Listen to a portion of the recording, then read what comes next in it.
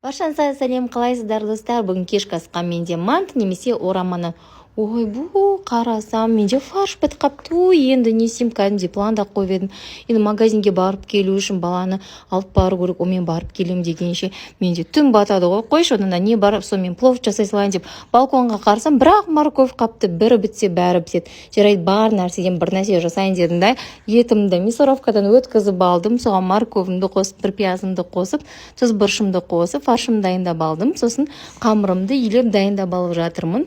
Ең қандырып қойып қойдым да, қамырымды жайып алдым. Үстіне майымды жағып, фаршымды жағып, фок еткізіп, 2 каска менде осындай ораманнан дайын болды. Ол піскенше кіші балам да ұйқыдан ояна салды, қарны ашып жылап тұрды. Сразу гречкамен банан араластырып қостым да, блендермен тез есіп балама тамағын дайындап бердім. Қазір осындай күз мезгілі болғандықтан балам кішкене ауырыңқырап та қалды. Оған дейін ораманын да қараңыздар, қандай дәмді болып пісті. Үстіне пісейін деп қалғанда сарымай міндетті түрде жағып жүреміз. Жолдасым жұмыстан келіп, осындай түрік тәттілерін алып келді. Коллегасы Турциядан келіп бізге беріп жіберіпті.